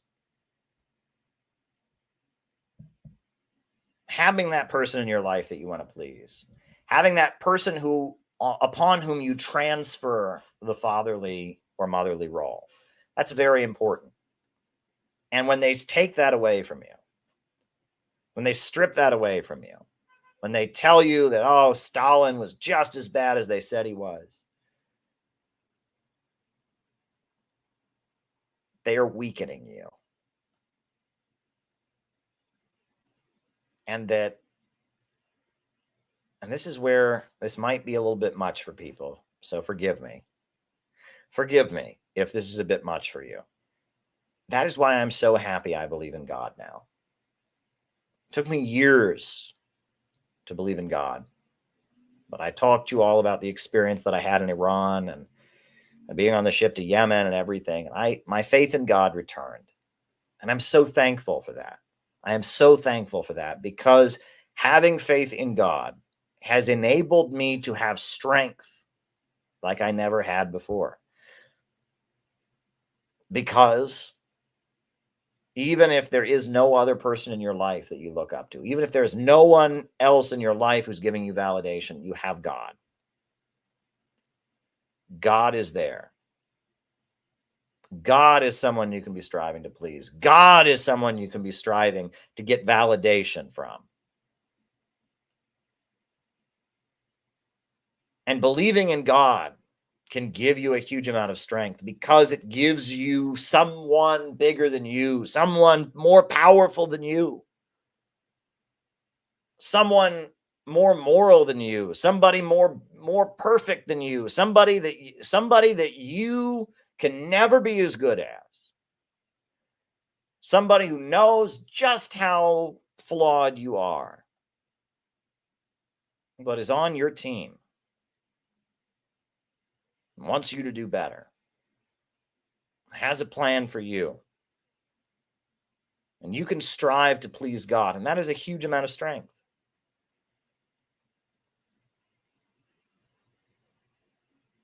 Now, on top of that, don't buy into this idea that you shouldn't have heroes. Don't buy into this idea that you shouldn't have heroes. Don't buy into it. Right? I'll tell you, this is kind of embarrassing. When I first moved to New York, I was obsessed with William Z. Foster, the leader of the Communist Party of the Soviet Union, or of the United States. I was obsessed with him. I had every single book that he wrote. I had big pictures of him in my bedroom. I read every biography of William Z. Foster, and I just became obsessed with William Z. Foster. Just became obsessed. I read every biography. I had a big picture of him in the basement that I rented when I first lived in New York. And there was one time I was in a very stressful situation. I was in South Carolina or North Carolina for a month, and I was just not getting along with people. I actually dreamed about William Z. Foster. And it was weird. It was just something I needed to do. That's where I was in life. I wanted to be a communist. I wanted to be an anti-imperialist. So I came to New York. A lot of bad things had happened in my life. I came to New York. And when I came to New York, in my apartment, I built a shrine to William Z. Foster. I put a picture of William Z. Foster on my wall. I put all of his books right underneath it. I read every biography. I printed out old pamphlets of William Z. Foster and stapled them together and read them. And I thought about William Z. Foster all day long. And I just, when I the first 5-6 years I was in New York, I just thought about William Z. Foster all the time. I read his work. I had a big picture of him in my room. And it's funny. I did that for psychological reasons. I didn't know that's why I did it, but I needed someone like that. I needed someone I could admire. I needed someone I could look up to. I needed someone to aspire to be like. I needed a figure that I could admire. And, in Asian culture, there's a tradition of ancestor worship where they do almost exactly what I did with William Z. Foster. I didn't think I was doing anything magical. I was just, for me, it was just psychological. I became obsessed with this figure from the history of communism. And I used that to get me through the hardship, to motivate me to get through life. And there's a tradition of people doing that with their ancestors, people doing that, there's people that did exactly the things that I did, putting all their books and items associated with them in one part of the room, putting a picture up on the wall. What I was doing, right? I was more or less, right? Somebody who's more spiritual would say I was summoning his spirit, right? And in Asian cultures, people do this, right? If there's a hero in history, someone they really admire, they will do what I did, believing it has magical ability, right? Well, I'm not, I can't tell you if I ever, if you want to get all, spiritual, I don't know. Was I summoning William Z. Foster's spirit from the dead? Was I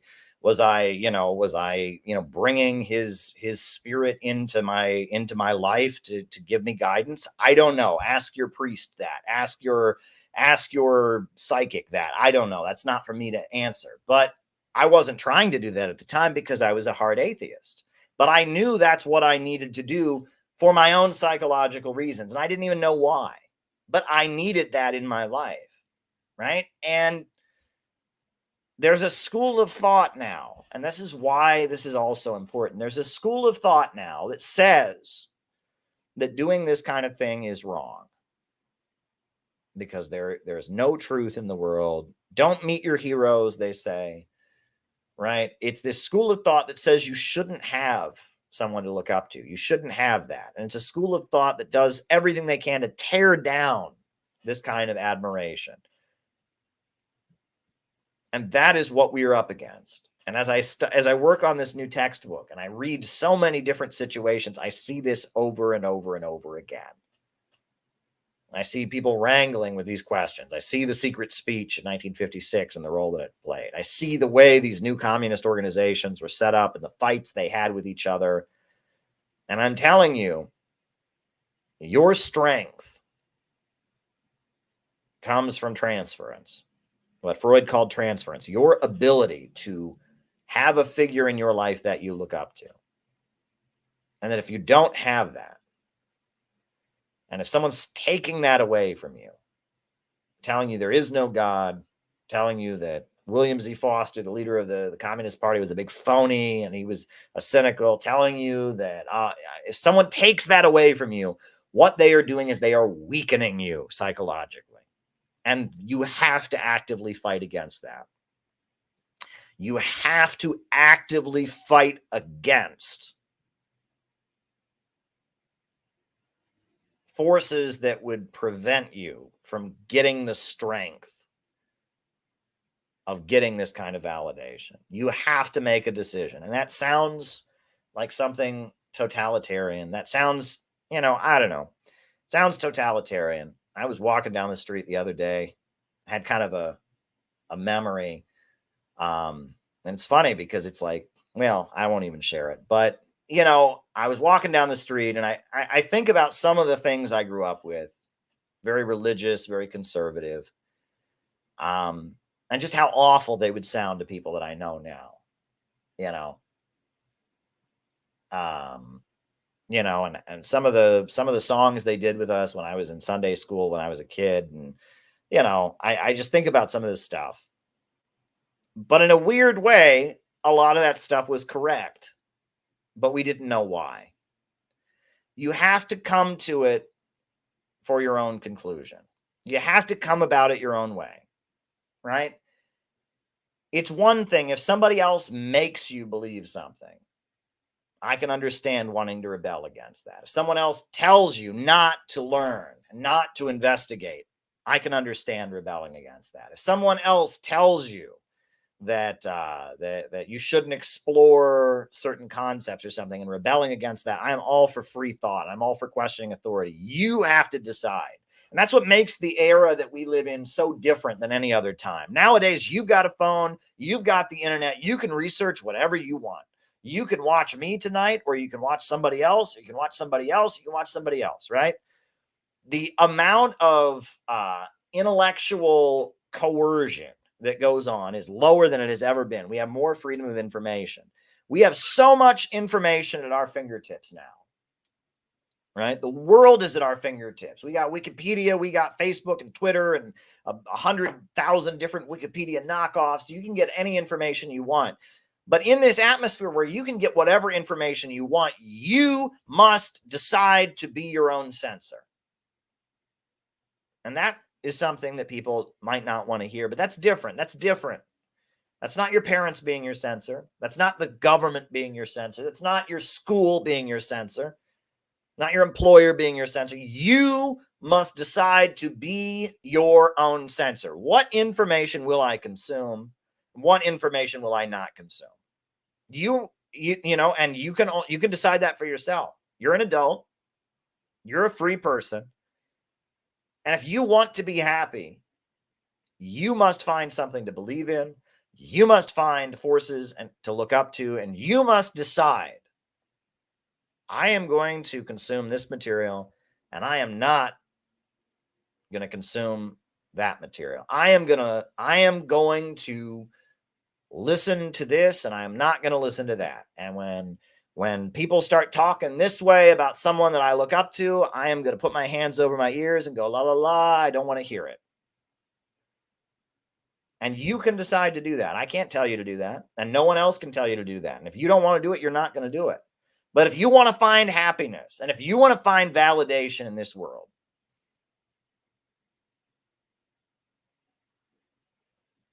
right? If you want that satisfaction, you have to make that decision for yourself.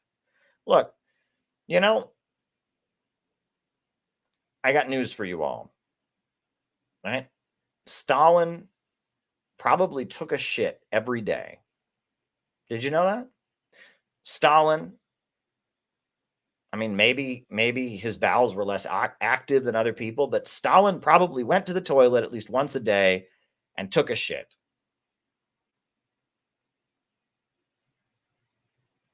And did he look good while he was taking a shit? Probably not. Sounds disgusting. I do not want to see pictures of Stalin taking a shit. But if they had wanted to fuck up and psychologically destroy the Soviet Union, well, they could have just taken a picture of Stalin taking a shit and put it everywhere. Right? And that again, if you just take a picture of somebody taking a shit, everyone shits. And nobody looks good when they're taking a shit. There's a reason they have stalls, that you're private when you take a goddamn shit. Right? But if you dig into people's private lives and you dig into gross aspects, there's things about every person that you know that you don't want to see. I'm just telling you the truth. There are things about every person that you know that you don't want to see, that you shouldn't see. Right? And if you violate that, you can taint anybody. Right? And that part of what our enemies do, and I'm just seeing example of this, an example of this, an example of this in the research. Yeah, well, LBJ, there you go. But is that, look, they think that the way to fight totalitarianism, the way to fight cults, the way to fight Stalinism is they take the picture of Stalin taking a shit and they show it to everybody. And, now they can do that. There was a time, where I'm sure that, during Stalin's time, they could have made sure that nobody did such a thing. But nowadays, with modern surveillance technology, look, if the CIA wants a picture of anybody taking a shit, they can probably get it. Right? And all of us have flaws and all of us make mistakes and all of us have aspects of our life that is not worthy of public consumption, that is gross, that is icky. Right? And that's just the way the world works, right? If someone claims to be God, then they need to live up to godly expectations. But if someone does not claim to be God, they have no obligation to be God if they don't claim to be. And people have gross aspects of their life. And part of destroying that relationship is showing you the uglier sides, the private, personal aspects of people in order to weaken their image, right? And that is a lot of what Me Too is, right? A lot of the Me Too cases, right? It's not so much that something bad happened. It's that there are things that just don't belong in public light that find their way into the public light. And you have to make a decision. You have to say, you know what? I'm not going to let them do this to me. I'm not going to let them do this to me. Right? Because at the end of the day, the target is not the individual that they are smearing. And the target, Khrushchev's target was not Stalin. Stalin was dead already. Khrushchev was acting selfishly. He was hoping to set himself up in a solid position by tarnishing his predecessor. But the target, the people who really got hurt were the Soviet people. Right? That's who really got hurt. And, and this game that they play of trying to deprive people of that ability to have validation, that ability to look up to somebody, that ability to strive. Part of that, the person they're trying to hurt is you. The person that they are trying to hurt is you. They're not trying to hurt the person you look up to. They're trying to hurt you. That's who they're trying to hurt. And so you have to make a decision, you know? Look, if someone's talking shit and denigrating someone I look up to, I'm not going to listen to it. I'm just, you know, if Khrushchev starts talking and I like Stalin, I'm turning the TV off when Khrushchev comes on. You know, if somebody comes along and starts, you know, telling everybody all about what Stalin's bathroom looks like when he takes a shit, I'm going to say, get out of here. I don't want to see it. You know, and no one can make you make that decision. No one can make you make that decision. But you have to make it for yourself, right? And again, you have to decide. You have to decide, right? You have to decide, do you want the strength that comes from having someone to look up to? Do you want the strength that comes from believing in something and having a cause that you can fight for and being in a group of people, being in a community of people with common purpose? Do you want that strength or not? Right? Maybe you don't, and maybe you do, but you have to make that decision. And you have to understand how they have decided to deprive humanity of that. And those are my opening remarks for tonight. I hope this wasn't a completely incoherent rant. You know, like I said, I'm getting over some illness. I've been having shortness of breath lately. I'm just, you know, my nose is congested and I've been working pretty hard. I was at the UN all week. I got to ask a good question to Russian Foreign Minister Sergei Lavrov. And, you know, this was, so anyway, names and locations, folks, names and locations. I will call you all out as I see you, names and locations. Right. Names and locations, names and locations. We got Mark Jones in Utica, New York. Very, very good.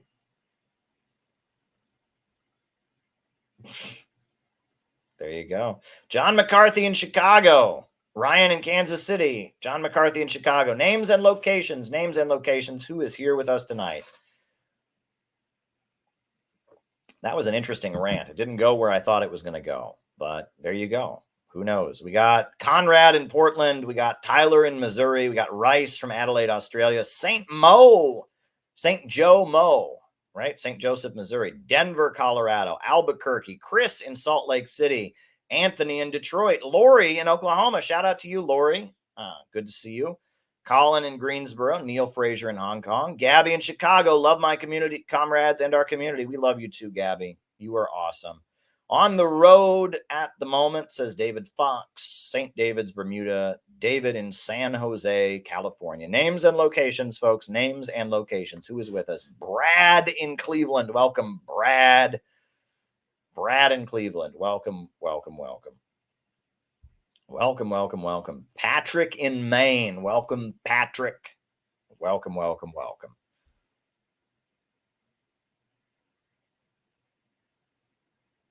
Welcome, welcome, welcome. Names and locations, folks. Names and locations. Who is with us tonight? I'll post the link to the Marx and Freud book one more time. It's definitely a good read. Oh, Christina in Portland is with us.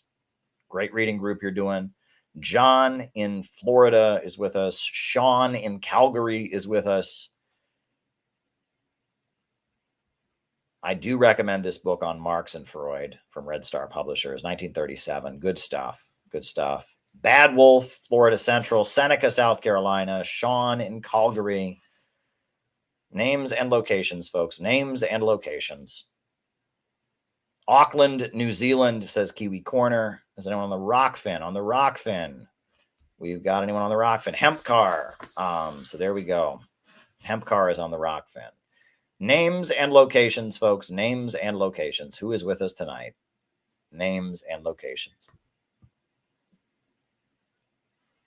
So, all right. I guess I'll start answering people's super chats. If anyone else has any more super chats, throw them my way.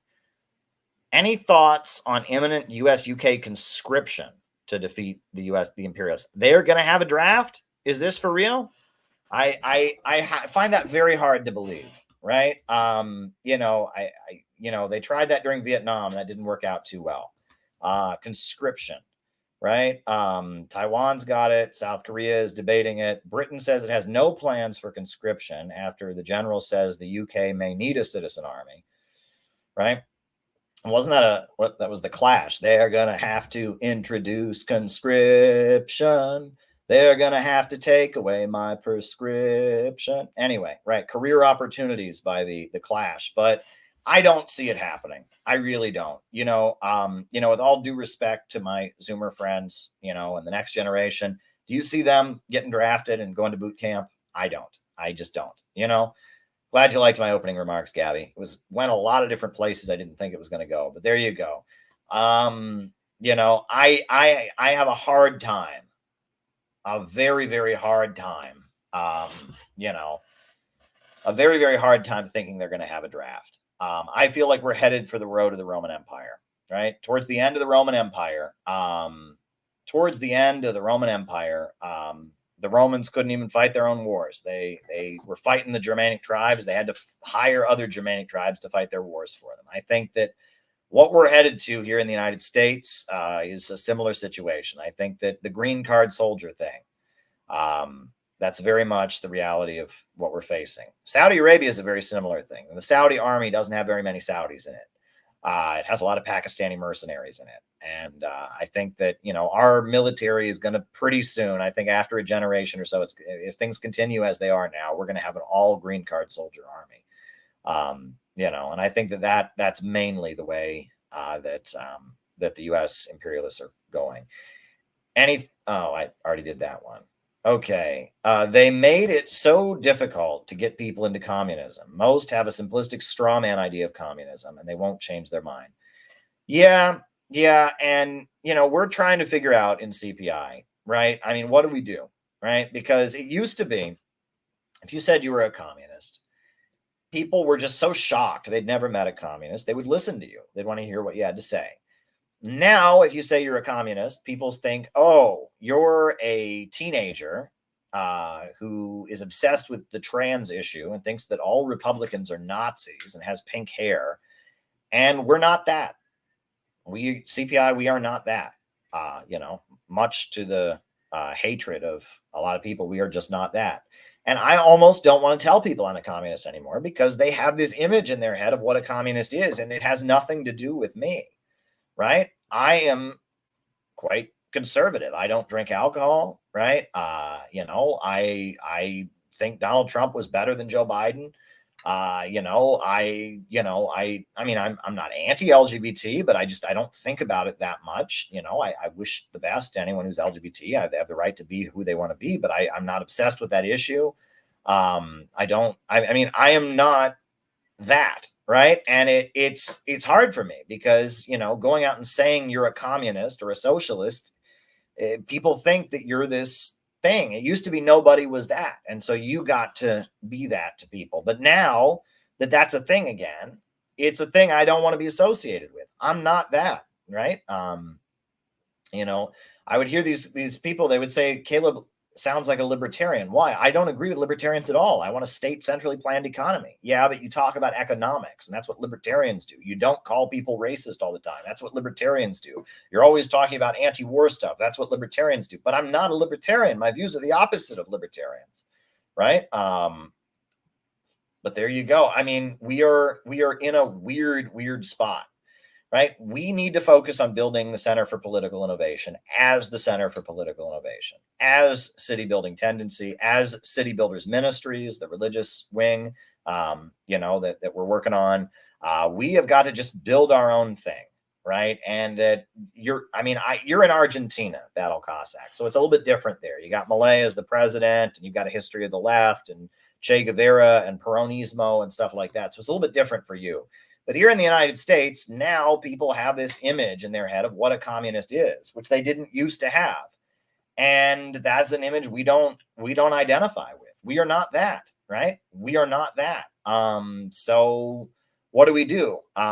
Woke has usurped communism. Communist countries don't like woke. They've got nothing to do with woke, right? Venezuela ain't woke. Cuba ain't woke. North Korea ain't woke. China ain't woke. All the communist countries of the world are not woke. And all the communist countries of the world love Russia. So, what do you do? What do you do, right? We just have to build our own brand, right? We have to build our own brand. And MAGA communism is not our brand. We're not MAGA communists, right? I mean, there may be aspects of the people who talk about MAGA communism that we can echo and talk about. We just have to build our own brand. We're the city building tendency. We're anti-imperialists. We are pro-growth, pro-humanity. We are the center for political innovation. That's what we are. If you go to our website, cpiusa.org, you will see a lot of different things, right? But this is one of the logos we have on there. We have different logos, different symbols, right?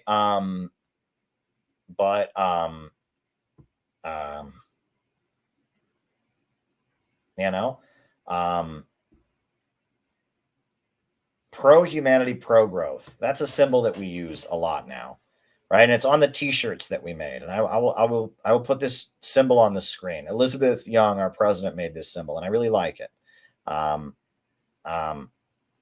Hold on. This is the symbol, and we're actually trying to get this to be the symbol that they put on the website of the Libertarian Party. Right now, they're using the one from our regular website, and that's fine, but we'd like them to use this one. But I'll put it on the screen. This is the symbol. If you ever see CPI gatherings where people are wearing their blue shirts, this is the symbol that is on people's blue shirts. Hold on. Let me just put it on there. I think it's a pretty good logo because it really communicates what we're about. It doesn't say communism because that doesn't mean anything to people. People have a weird understanding. But this is the logo that we've been using, and it's on the palm cards that we distribute. This is the logo we've been using in a lot of different places. Let me put it on the screen. And I like it. I think this is a good way of communicating what we're about. And it's on the shirts that people wear. It's on a lot of our literature. It's on the magazine that we're going to be distributing at the Rage Against the War Machine rally. We're printing 5,000 copies of it. Right? This is very much a good symbol of what we are.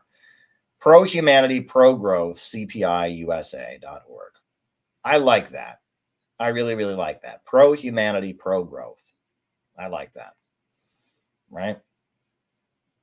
I like that. So there we go. Recommendations for cultivating revolutionary alliances with lesser oligarchs. I don't even know what to say about that, Panchio. Is there an oligarch you're talking to that is offering to build a relationship with you? I don't even know what to say. I don't know any oligarchs myself. So, and when I speak to them, I certainly don't say, well, I don't know any. So, but I don't even know what you're getting at there, man. We do want to divide the ruling class. We do want to build, I'm reading the history of the new communist movement in the 1970s, right? William Z. Foster, leader of the Communist Party, he said, build an anti-monopoly coalition. And then the Revolutionary Communist Party, the Revolutionary Union, they still build a united front against imperialism. We've been doing the same thing this whole time, right? Is to unify all the forces of the United States to defeat the imperialists, to defeat the big monopolies so that we can have growth and we can get along with the people of the world. That's what we're trying to do, right? And if that includes some wealthy people who believe in growth and want to get along with Russia and China, I'm for it. The way the establishment first built up Sanders and then made him act like a clown turned many anti-imperialists into enraged pessimists. Yes. And the same thing happened with Barack Obama also, right? Obama's presidency. They built it up like he was going to be the savior on a white horse. And they play this game too. And they have this cynical attitude that there are no saviors. There is no hope. And it's very, and Bernie Sanders, he knew he wasn't going to be president. That's what he told Ed Schultz, right? He said, I know I'm not going to be president. He was playing a role for them, right? And they needed to have him not play that role after a while, right? And, they were using Bernie Sanders to get people excited about the left and then get them demoralized again. So, and to some degree or other, it did get out of their control. Look, a lot of great people I met and that, started in the Sanders campaign, the convo couch people. That's how they started. They were part of the Sanders campaign, right? That's how they got going. And now they're great. Fiorella's at RT, Pasta's great, has spoken at CPI events. They're great people, right? They started out as just a Bernie Sanders show, right? And there's a lot of people like that Bernie was kind of their gateway drug, right? And so we need to be there, right? You need to go where people that are looking for something are, right? That's who we want to find. We want to find the people that are looking for something. 99 or 90% of people are not looking for something. About 10% of people are looking for something. We want to recruit the 1 out of 10 people that's looking for something. People who aren't looking for anything are not going to give us the time of day, but we need to be there for people that are looking for something. That is my feeling. We need to find the people that are looking for something and say, you found what you're looking for. My analysis of Barack Obama explains why it was so important to the establishment to force him to publicly denounce his pastor. Yes, that is very true, right? Reverend Jeremiah Wright. That is a wild, wild story. What did the man say? That the USA nuked Hiroshima and Nagasaki? They did. He did. Yeah, he did. The Carrie Lake phone call, I listened to it. That was wild. They were trying to buy her off. I listened to that phone call. I admire Carrie Lake. I do, right? I don't agree with her on many issues, but I met her. I walked up to her. It's got a YouTube short of me walking up to Carrie Lake and saying, thank you for supporting Julian Assange. He's a hero. She said back to me, he is a hero. Yes, I admire Carrie Lake. There's something about her that I appreciate. I don't agree with her on many things, but I like the tone of her campaign. She is very much speaking for the people that feel left behind by the establishment, that feel that they don't like the cancel culture and they don't like the way the country is moving. And I like Carrie Lake. I find something in Carrie Lake's rhetorical style that speaks to me. I like Carrie Lake a lot. I hope that she ends up being something good, right? I know that a lot of the politics she espouses right now is stupid Trumper, anti-communist, free market, etc. But I like Carrie Lake. In a lot of ways, I like Carrie Lake. I'll be honest. I do like Carrie Lake in a lot of ways. So we'll see where she ends up, right? But I like Carrie Lake. There's something about Carrie Lake that I just kind of identify with. She kind of speaks to how many of us are feeling at this time. And I feel some good energy there. People say, well, she's just an opportunist. She was anti-Trump. And then, but she also seems to have gotten on the wrong side of the establishment, right? And that she, there's some good energy there. I feel something good coming out of Carrie Lake. Let's see if it stays. And the fact that she supported Assange, that was awesome. That was a really awesome thing. So, we'll see. We'll see what happens with Carrie Lake. But that phone call, they tried to buy her off. That was, wow. That was wild. The Nazis were tried at Nuremberg, Japanese war criminals in Tokyo. There were no Nuremberg for the Italian fascists. Why is that? Do you think they lacked accountability? Well, I think that there's some historical reasons for that. The Italian fascist state kind of collapsed during the war. There were big sections of the Italian fascist state that went over to the communists and the partisan brigades. And I believe, wasn't there there was the Italian Social Republic at one point, and the Italian fascist state kind of collapsed gradually. And there was also a lot, like Mussolini, there was revenge, there was a lot of, the communist groups that were running around Italy during World War II. They were doing assassinations. I think there was a lot of revenge killing. I think a lot of the key fascists got killed, by communists, if I understand correctly. Mussolini was eventually hung from right? They hung his body upside down. They shot him and hung his body upside down, it was, the Italian fascist state collapsed, and there was a big section of it that wasn't exactly pro-Hitler, I guess. And, it was the Italian fascist history there. If you look at the details of it, it was quite complicated. It wasn't like Nazi Germany. Nazi Germany fought to the end and surrendered, but the Italian fascist state kind of collapsed, if I remember correctly. It kind of, it went in several different directions. There were sections of it that broke away and became communist.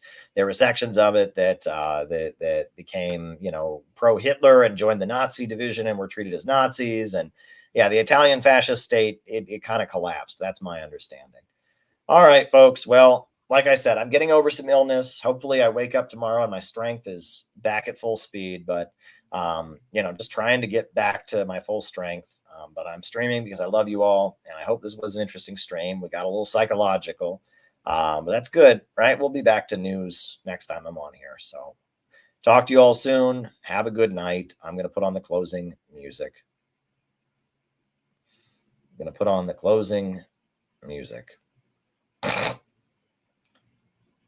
Upsurge in the struggle against U.S. imperialism is now emerging throughout the world. Ever since World War II, U.S. imperialism and its followers have been continuously launching wars of aggression. But the people of various countries have been continuously waging revolutionary wars to defeat their aggression. And while the danger of a new world war still exists, and the people of all countries must get prepared, revolution is the main trend in the world today.